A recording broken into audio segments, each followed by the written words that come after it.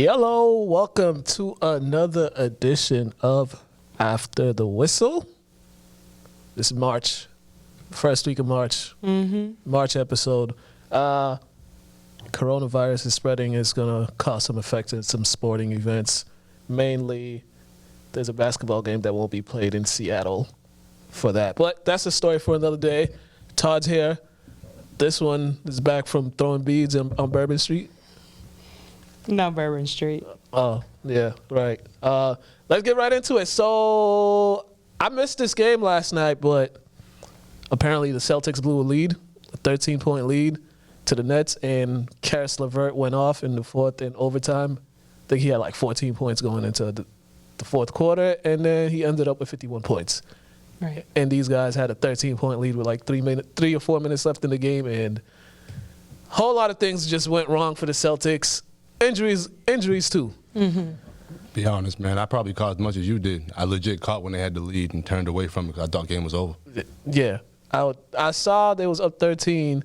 I was like, oh, okay, they got this. And then I come home and I look, I'm like, they lost by 9 points in overtime. I'm like, oh. So I go back to see what happened. And they fouled a three-point shooter with like 1 second left. They fouled him and sketchy foul, but I was like, oh.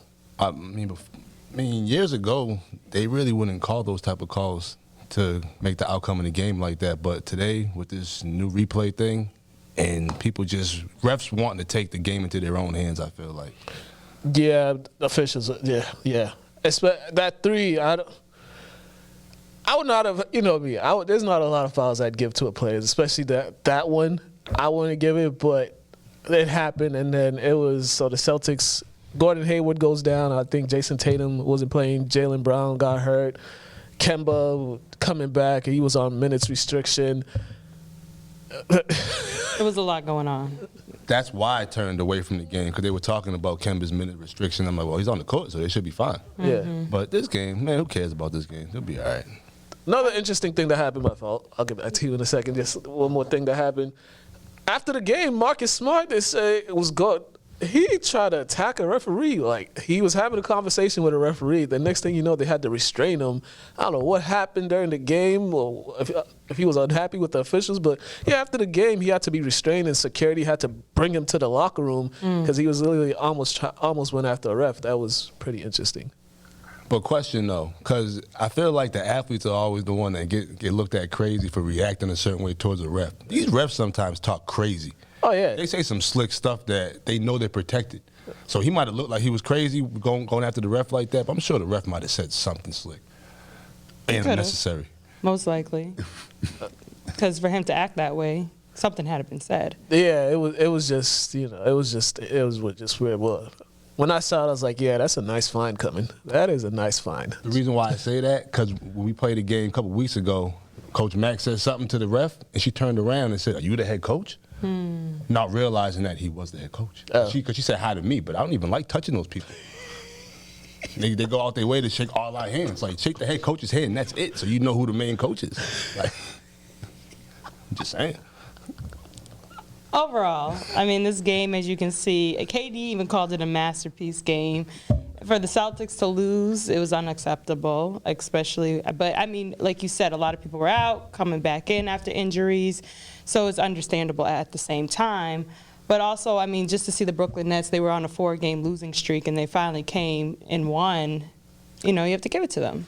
2 points in overtime. The Celtics scored. 2 points in overtime.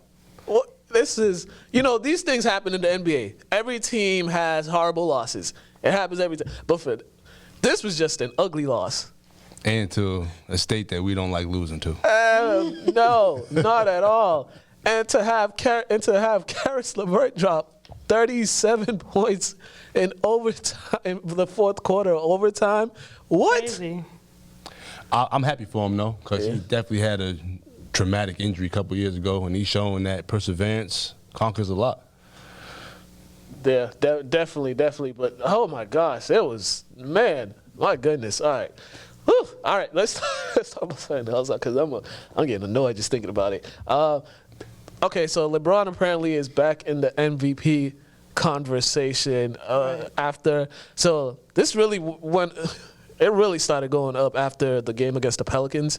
He had a triple-double, and him and Zion went toe-to-toe, and LeBron, he took that game very seriously. There's, superstars in certain games they don't take seriously, but this game he came to play, and you could tell because he's pulling up 2 feet from half court, 3-pointers on prime time, so he's trying to show everybody he's still the baddest man in the game. But this whole MVP talk is really, it's. Up. I'll let you guys give your opinions first before I give mine.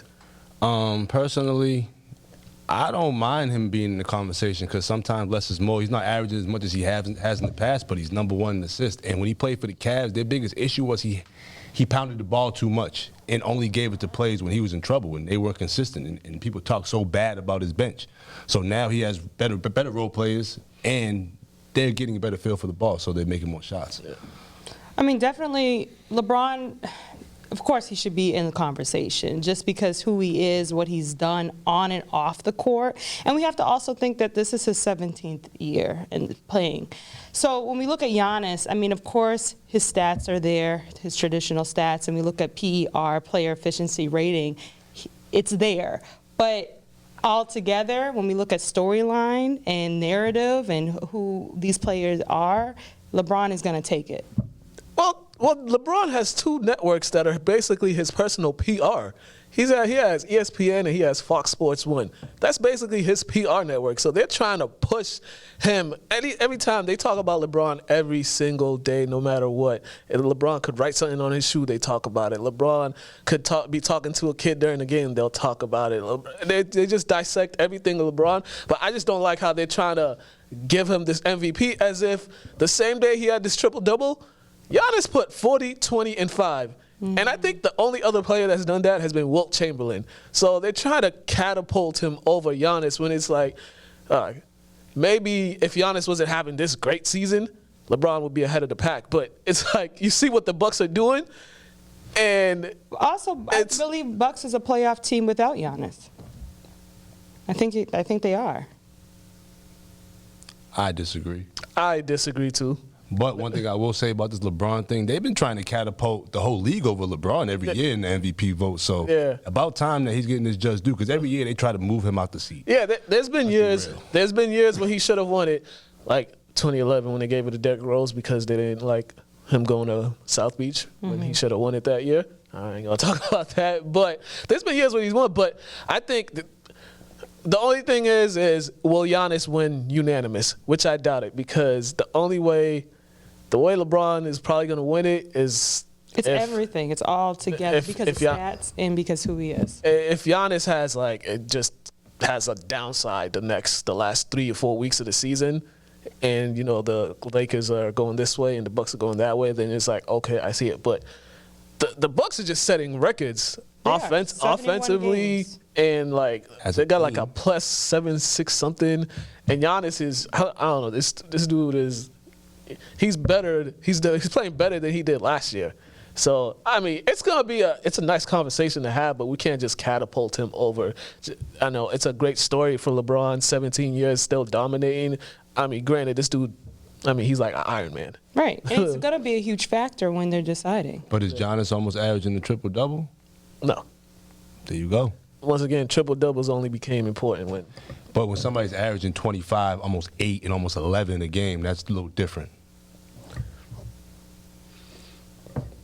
Triple-doubles weren't important when Russell Westbrook was doing it. But now I understand that. Yeah. I understand that's my whole thing with these triple-doubles. When Westbrook was doing it, it was just like he's stat padding. Whatever. He's my favorite athlete. I say pat stat. Behind Bo Jackson. Yeah. I don't like that. Westbrook's cool. All right. I like him. All right. Let's talk about Zion Williamson. This guy, I don't know. Did you watch Sunday and how he was?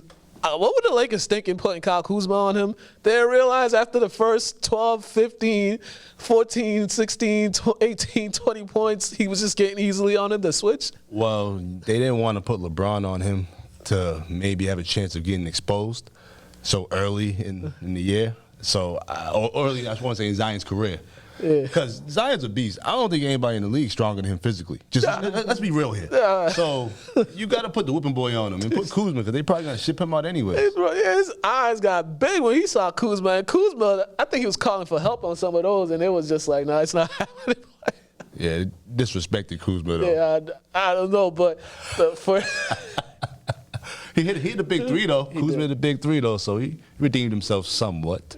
He did, but to have the start that Zion has been having has kind of been crazy. I think he got another game of 20 plus points. Yeah, he's averaging 22.1. And should he be in the rookie of the year conversation, even though he didn't play as many games as it don't matter. If you come in the league and you efficient, he had 35-7 in the game against the Lakers. Granted, he had 6 turnovers, but I don't think it matters how many games you play. If you're playing at that level and you don't play in a certain amount of games, but you're the plus minus while you're on the floor is way better than when you're off the floor, then they show that you're a vital piece. And he's over 200 points through the 10 games. Yeah, he followed that 35 point with a 25-point, 8-rebound game, 55% shooting. This is kind of ridiculous, some of the things he's doing, and there were a lot of skeptics about, could he do it, but he's averaging 24-7-3, or 24-7-2, but this is the first time he's actually playing with grown men. Yeah. And it makes it look too easy too. He's making it look too easy. Different pace game, and he's shining out there. Yeah, and the stuff they were saying, the stuff he was doing in college, they were saying he won't be able to do it in the league because there's grown men out there. He's making some of them look like little boys. Yeah, right. Guess what? He's grown. And he's with them. In the league, a lot of them guys are great because of the system they play for. Yeah. If you have pure skill, you need to go play pro. Simple as that. Yeah. Yeah, and that's just pure skill. He has the right team around him because you look at Lonzo Ball, he loves passing the ball, and he's got, that's 10, 12 easy points for Zion and Brandon Ingram too. So he gets them easy looks just by, he might be one of the best outlet passers in the league, Lonzo, because he be from the other side, he just launches that thing. He's been doing that his whole career. Yeah. So and that's honestly, that's the easy. I want to say that's making the game easy. As soon as you get the rebound, look up, see who's open. Less work. The simple things, right? Oh man, I forgot. I was about to say something else, but I just forgot what it was. Your birthday's today? Yeah, that's that. But I forgot. It was something about basketball. But yeah, today is my birthday. Talk about that later. James Harden and Giannis got beef. You see this? Yeah, I've seen all of it. You see this? Did you see this? I found it entertaining and hilarious. I loved every moment of it. When I seen the interview with Harden, I did feel when he was like, "What's a joke at?" I average more assists than him. Yeah. I understood that, and I totally understood what they're both saying about the skill and all that. But they're both skilled players. But Harden does dribble the air out the ball some positions, so let's be real. Some position most of the time. But so don't Giannis. How many times you gonna go forth, back up, go forth, back up? Like it's either attack and go and get to the cup. The only thing those two have in common is they both get away with the craziest travels in the world. Right. They're completely different. They have different positions, different styles, they don't play on the same. I know, but I think, James Harden was just tired of it. You just got to get tired of someone keep calling you out of the blue. First, it was the All-Star, when they was doing the All-Star game, when they were making their picks, and then afterwards. But I heard it all started with Harden, though, when Giannis got the MVP. Oh, yeah? Yeah, I heard he spoke his piece out social media or something, said a couple of things. I heard that sparked it. I don't know for a fact. Now that you said that, I definitely remember that. It seemed like every time James Harden doesn't get an MVP, he gets a little salty about it. He gets a little salty and makes a play. Remember when Steph won it that first year he won it? He was a little salty about that too. And then Harden was balling though. He was, and then the year after he was salty. So it was like every time he doesn't get it, he's a little salty. But my bad. If you're a great player, great offensive player, that's just kind of what happens to you. Yeah. Ask Kobe. Yeah. I rest his soul. He missed out on three more MVPs. I think Karl Malone took 2 from Jordan. Yeah, right. So it happens. Yeah. But the NBA needs this. This is hilarious. Oh, definitely. Now when these two teams play, March 25th, I know. I'm going to be sitting there watching. Yeah, gonna check it out. Pay close attention. And also the Houston small ball is kind of working, and then you kind of saw the result when they against the Knicks when they play a bigger team that can rebound. You kind of saw you're going to see the Lakers or the Clippers or even Denver for 6, 7 games in the postseason. I think it all depends if they can get a 1 or 2 game lead in the series. Just get a jump on them quick. Because honestly, they play like how we grew up playing. Yeah. We're all small, all at the same height. Right. And speaking of height, I mean, Harden attacked Giannis saying, I wish I could be 7 feet, run, and just dunk. That takes no skill at all, which I don't believe. I mean, it doesn't take no skill, but, you know, there's a lot of 7-feeters who can't Euro step, who can't spin. Like, Giannis has skill. He just doesn't have the skill level that James Harden has. But, yeah. But, hey, you got to say something. You got to say something because, I mean, when you see the highlights of Giannis, it's just – and how many points does Giannis get from dunks compared to how many points does Harden get from layups? Yeah. Harden shoots a lot of threes. He can actually shoot the ball. So Harden also gets the free throw line a lot. So yeah, makes free throws too. Yeah, he gets a. They call it insurance fraud. What he does with the free throws, they call it insurance fraud. Great at getting that contact. Man, I saw Harden snap his head back and no one touched him. And he got the call. Hey. Insurance fraud. It's on the refs. Yeah. All right.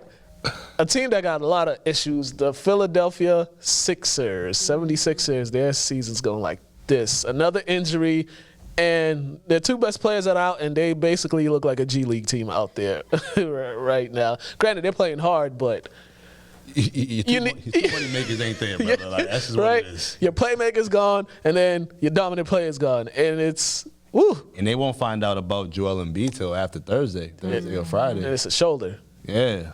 I think it's a shooting shoulder too. So man, this already lines up with the history of injuries that he's had. But it's like it's a left shoulder sprain. Left. Okay. And he's just these guys are too big to have those injuries. We can recover a little faster. Yeah. They got a lot more body to deal with. Like, good luck, brother. Yeah, I mean, it sucks for the Sixers, but you know what? Good for them. That's what they get. That's I call this the Al Horford curse. You know, he left Boston. Guess he probably was one of the issues in Boston, and he brought that issue over there to Philly. So, anything Philly's getting, they deserve it. I don't care. Okay. They kick rocks. Al Horford too. Another team in turmoil. Well, not turmoil team. The New York Knicks and Spike Lee. They got some issues. You guys see the story yesterday? Everybody saw that. And if you didn't, I don't know where you were. Go ahead. I wrote, Spike Lee, take your talents to Brooklyn. Because last time I checked, from Georgia, moved to Brooklyn, grew up out there, filmed like 6 of his movies in Brooklyn. Why are you even supporting the Knicks? Oh, because there was no New York team. Yeah. Now you got Brooklyn. Go take your talents over there to Brooklyn. Yeah, go home. Go to the home team because clearly the Knicks don't appreciate their fans, especially a guy that spent like over $300,000 a year for 6 season tickets. $10 million in his career for the 30 years. For the 30 years. Right. Who is James Dolan compared to Spike Lee? Right. Have you been the owner or been in that position as long as Spike Lee's been a fan? I doubt it. So with that being said, like he's like grandfathered into this the Knicks organization. So like you need to show that man some respect. And when you think of the Knicks, it's always been Spike Lee. He's always at the front and having this attention and rooting for this team because Spike Lee represents New York. He represents Brooklyn. He represents all together, like who he is. It's living through him. You see him wearing the orange glasses. You see his kicks. Like, literally, Brooklyn, New York is Spike Lee. And do not tell him that he can't enter through an employee entrance. Like, if he wants to, at least he's coming. You know what I mean? At least you should be proud and be happy that Spike Lee is in your presence because Spike Lee means a big thing in this industry. They try to pull the okie doke on him too, try to have him go out the building and then come back in. Knowing damn well once you leave a sporting event arena, you can't come back in. Like what? And I'll be honest, you know, us being black, right? Say it out. Growing up, he's the only man I've seen that I knew sitting front row every game. You know what I mean? I thought that was dope. And he's been there when they've been losing. Yes. He's been there when they've been trash. He's been the main consistent. He's always, you know, he's always had this false belief. This is our year. This is our year. This is always on Instagram, and every time we lose, we're like, hey, we need to check on Spike Lee. How is he doing? But you can't. No, that's not how you treat. You can't treat fans like that. But this dude James Dolan got issues, and Isaiah Thomas is trying to speak highly of him on NBA TV, saying he does right by the players. But bro, you don't do right by people that spend like lifetime savings for your seats, bro. Like, you serious? And this dude's too sensitive. Get him out there. I don't care. You can ban me from the Madison Square Garden. I ain't never gonna go there anyways. Yeah, he is way too sensitive. I mean, this is just a long list of things. You know, there was the whole Charles Oakley incident. Like, and the fan said he needs to sell him, and he banned him. Have they even brought back Patrick Ewing to acknowledge him? Pat don't want to go. He don't want to go back. We're probably the greatest Nick in the last probably 35, 40 years, and he hasn't been brought back. And and that's why they are who they are, and that's why they can kick rocks. Plus, Pat rather been a Celtic anyways. Yeah, he knew he watched growing up with the rich. Right? He was out here in Cambridge. He said, yeah. Well, speaking of Cambridge, they got bounced yesterday. So I'm sorry, I had to put that out there. Let's talk some NFL. There's some NFL stuff happening.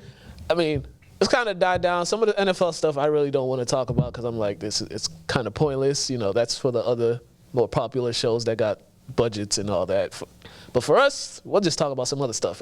We'll talk about Jaguars and Nick Foles, and they gave him that contract last summer, and now they're seeking to trade him. You know, last year he played, 6-7 games. The injuries got to him, and, you know. And remind you, it was an $88 million contract. 88. I forgot he was even on the team. Gardner Minshew was my guy. He was out there busting last year with that mustache. He looked like homie in Dodgeball. Oh, Dodgeball. About, went to bleed my own blood? Yeah. You ain't never watched Dodgeball, huh? I did. Oh, okay. I was about to say, you gave that phase. We was about to judge you in a second. No, because the way how you guys think. Oh, yeah. You know, this is, but it's interesting, and now, so I don't know what they could actually get for him, but there's another issue. He got a history of injuries. He's never really played a complete season. I think he played a full season 2 or 3 times. I remember the last time he played a full season was that time he threw 27 touchdowns and 2 interceptions, but that was back in 2013, 2014. And only thing we know about Foles, he can win you the big game. Yeah.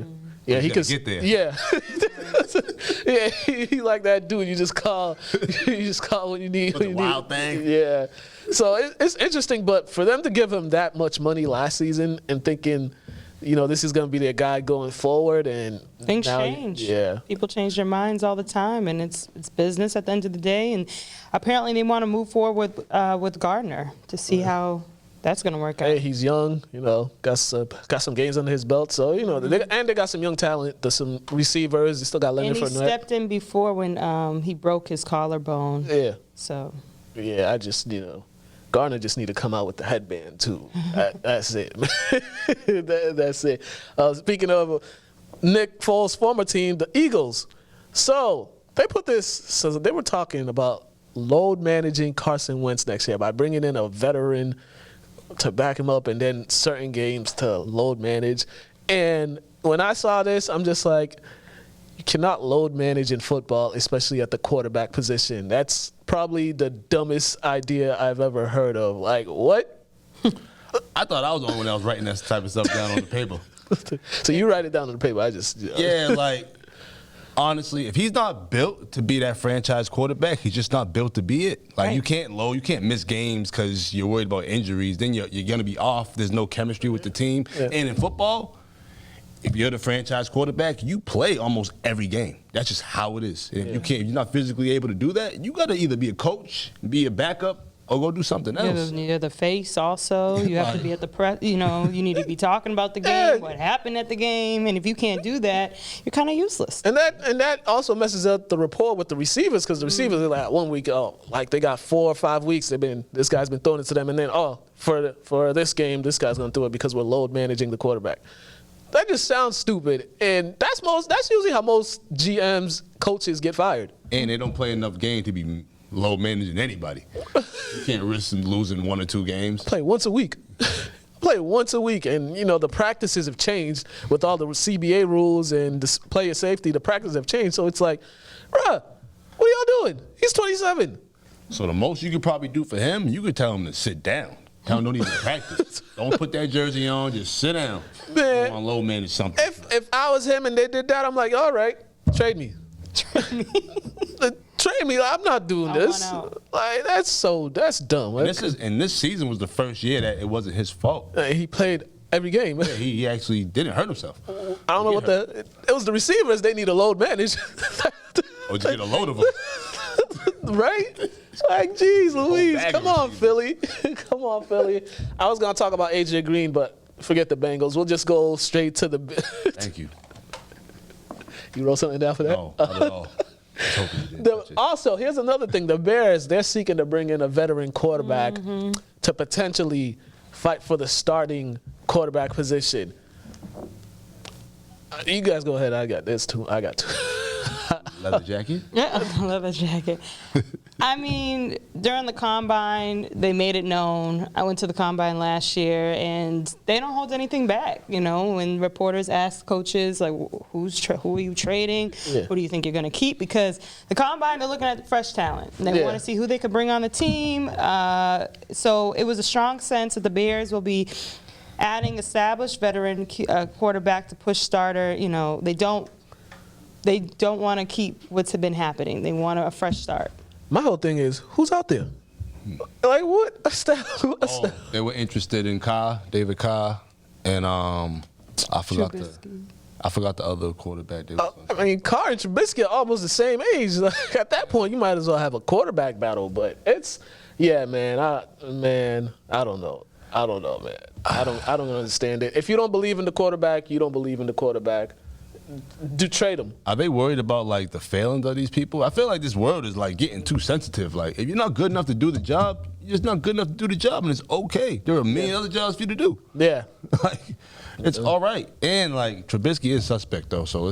We all know that. So all that, like, maybe he might need somebody like that fire behind him. Well, I mean, they said we believe in Trubisky, we support him, and we're going to be better around him. Pace said, but I think competition brings out the best in everybody.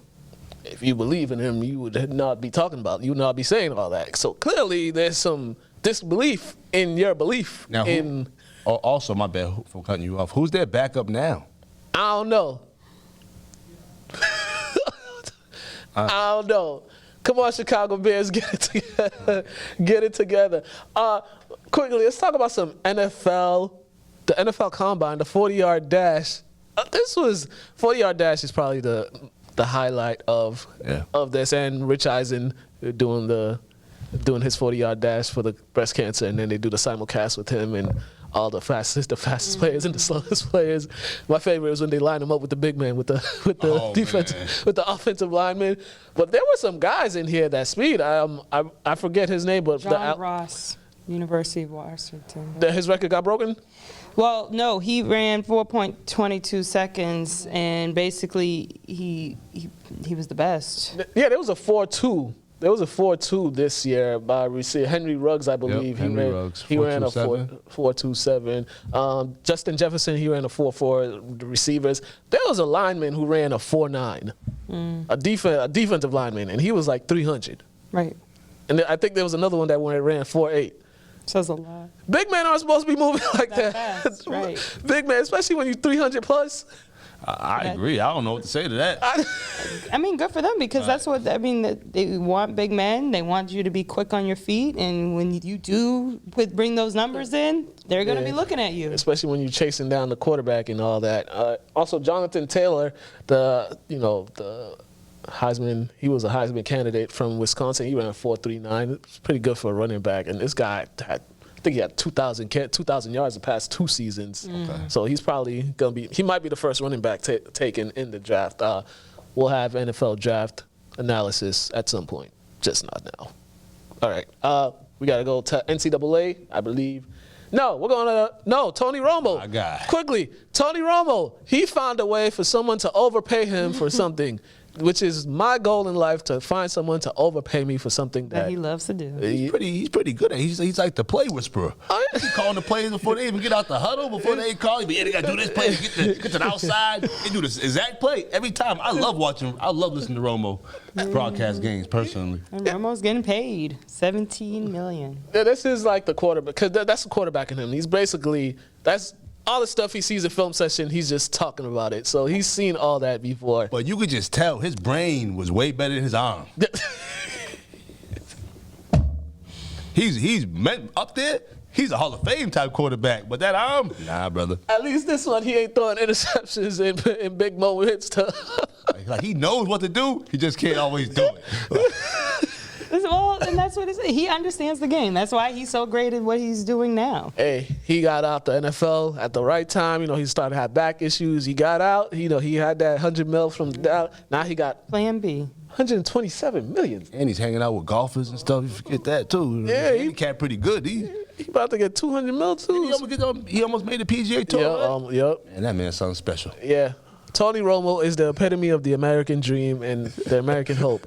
We all want to be overpaid for something. Yeah. Listen, I'm on the process of tricking somebody to overpay me. Abracadabra. Yeah, that's what I'm doing. That you see me, I'm be walking around ignorant. All right, let's go. Let's go to Athletes Corner. We had Lynn Classical, Lady Rams here. Helen Ridley and two seniors were on. Jean and I think her name was Amber. I'm forgetting names. I know Jean. Yeah, Jean's nice. She got some games. Nice girls to talk to. They got good head on their shoulders. So check this out, Athletes Corner, and then I don't know how much time we got left, but we're gonna go through this. All right.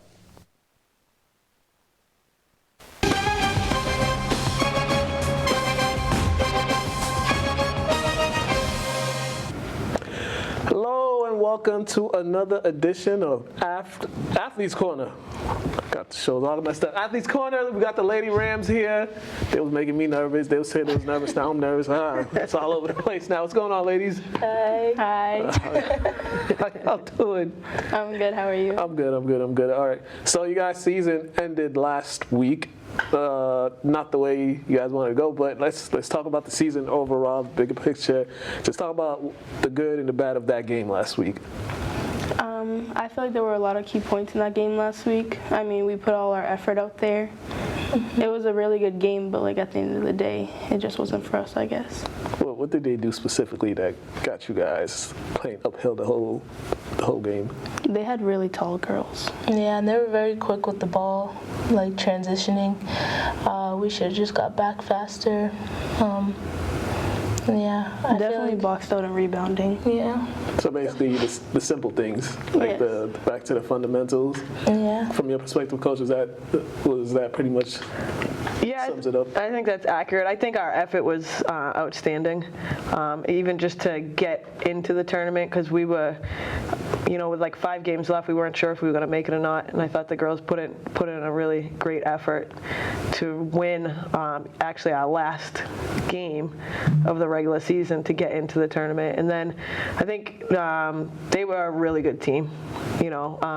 They won the last game. I think they're still playing, I believe. Yeah, they're still playing. Yeah, and they had, a couple 6'1", 6'2" girls. Their guard play was pretty good. Even though they were freshmen, they were pretty good. They play, I guess you could call it a better league than ours, so I feel like they were a little bit more well prepared to play, but it definitely wasn't lack of effort on these girls' part.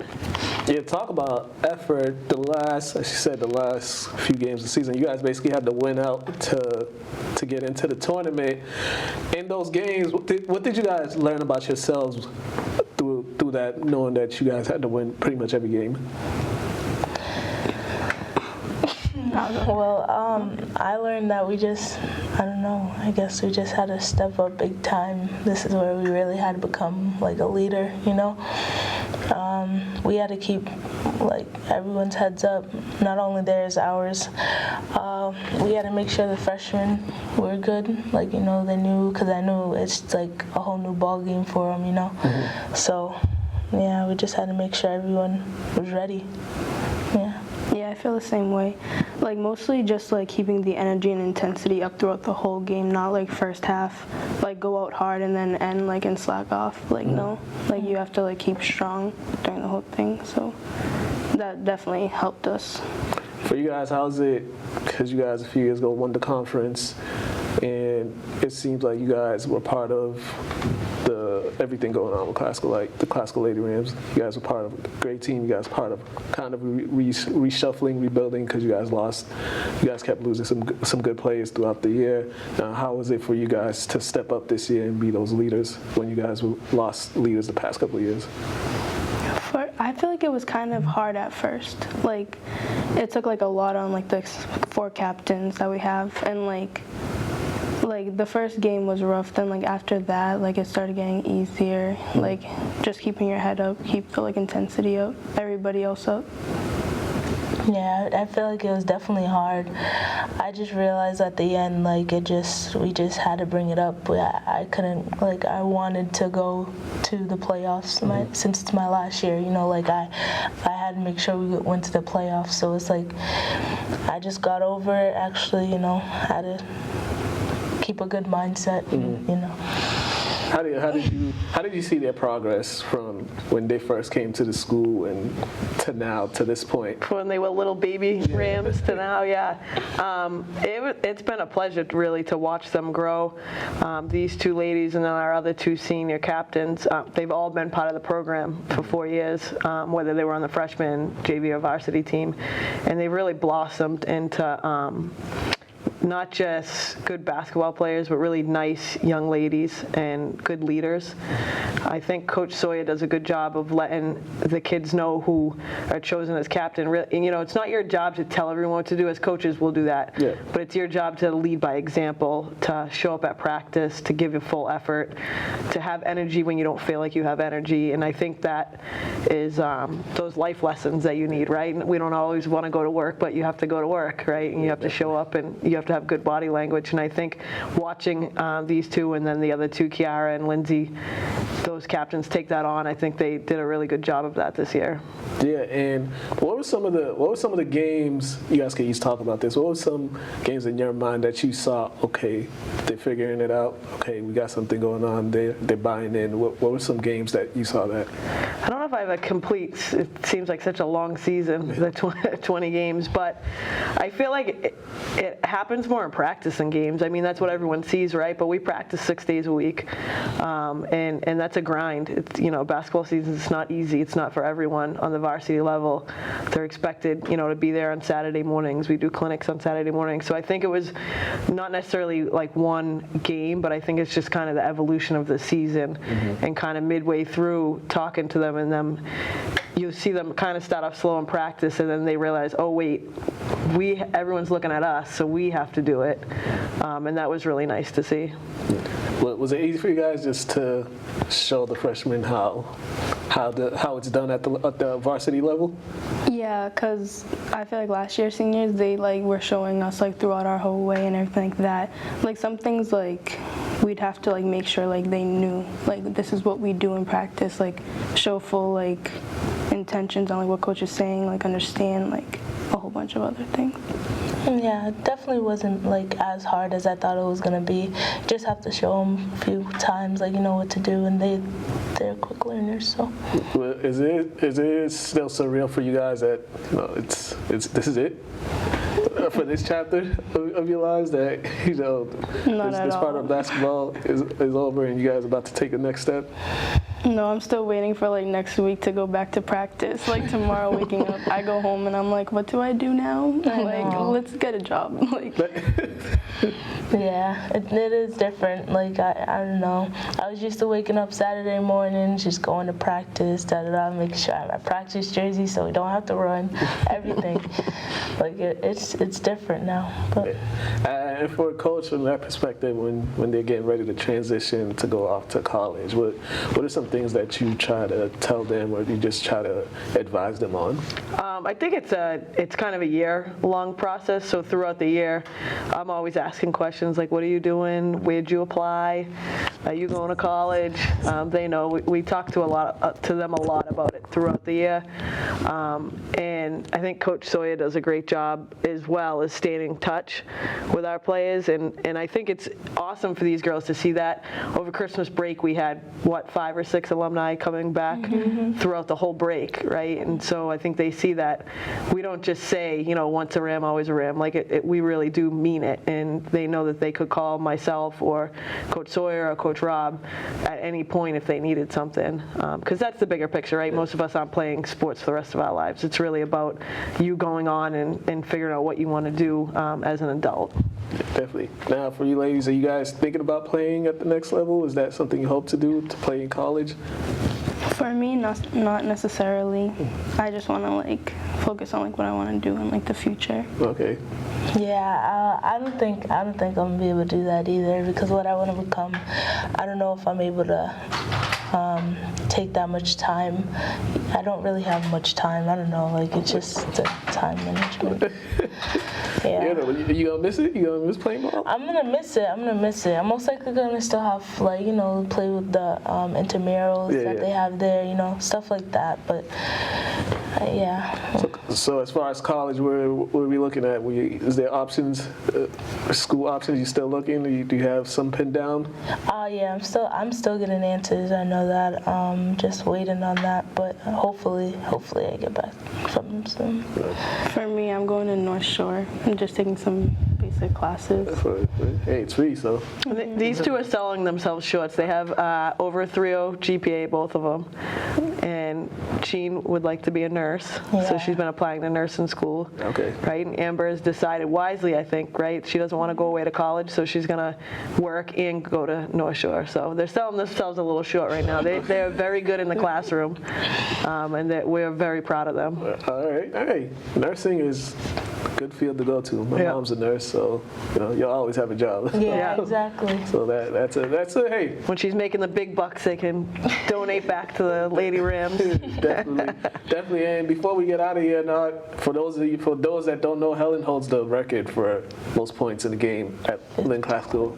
Yeah, but we lost that game, so. Yeah. I think I was there.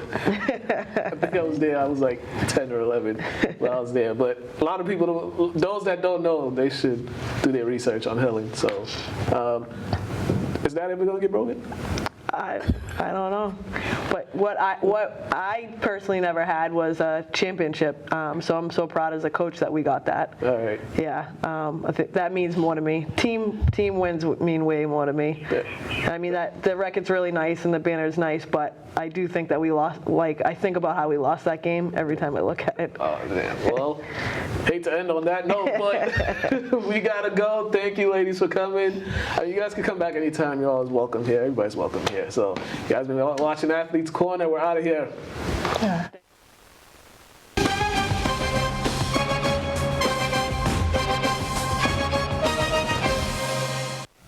And we are back. Thank you to the Lady Rams. As I pointed out, Helen really 55 points. That's still the record over there for ladies. But I guess I brought up bad memories because they lost that game. Oh. Yeah. So she was like, yeah, we lost. I ain't gonna lie. Every game I ever watched Helen on Channel 15, I thought she won. Yeah. She had the most points out of everyone. But shout out to her. Shout out to those ladies too. One's future nurse. The other trying to figure out her life. So they got things going on with them. All right, things going on in college basketball. Saturday was a whole bunch of upset. TCU upset Baylor. Mm-hmm. Virginia beat these guys, Duke. Mm-hmm. Michigan State routed Maryland. I'm missing one more. I believe Texas. I believe they beat somebody Saturday, and they beat Oklahoma on a buzzer beater last night. So they're playing their way in. So NCAA. This Saturday is actually the last game of the regular season. Next week they got tournament.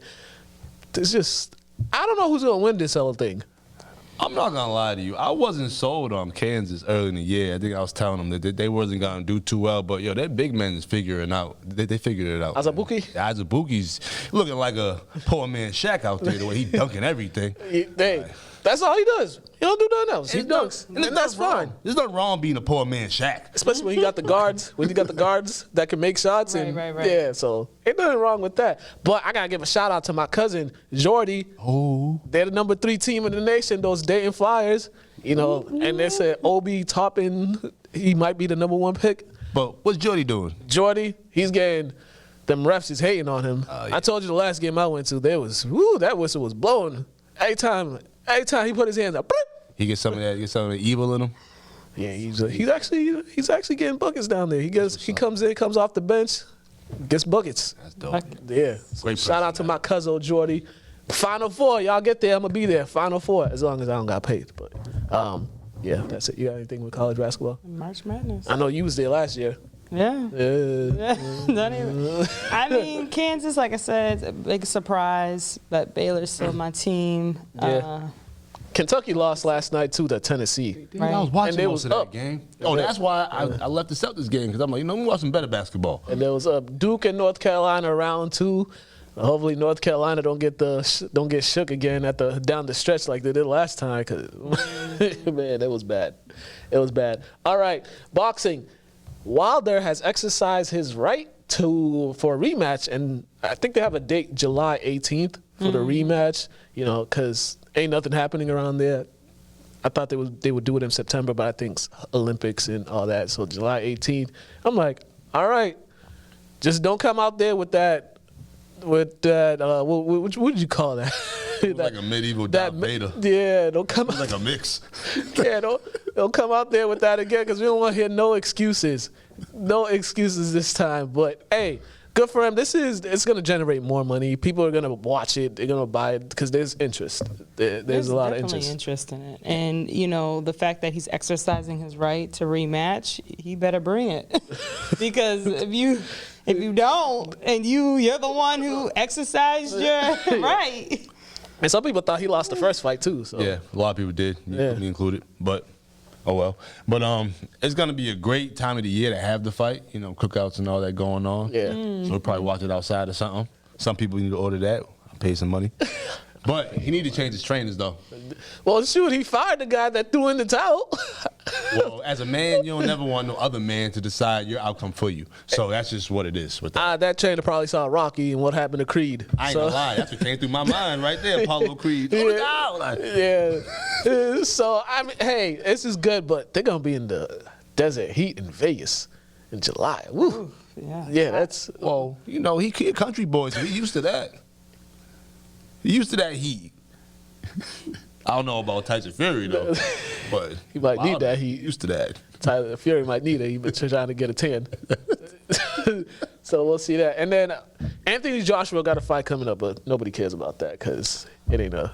Nah, nobody does. Nobody cares. Nobody cares about that. You're not fighting that guy, that country guy. You're not fighting him or Tyson Fury Joshua. nowadays. The people that want to see the fight, they want to see him fight either of these two men right there. And we ain't about to watch him fight another. All Joshua's doing, he's looking through the glass right now. Look, all right. All right, let's go to these highlights. Masco versus Lynn English Lady Bulldogs from last Wednesday. Yeah, this is bad memory, but let's just go to these highlights.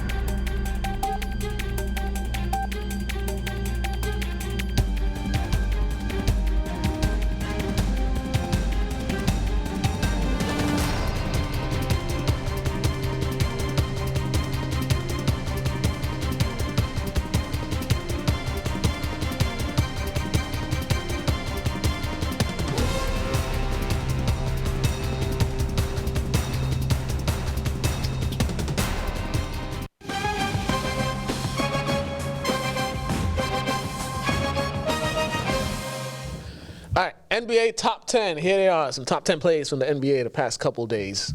I know I did this backwards or whatever.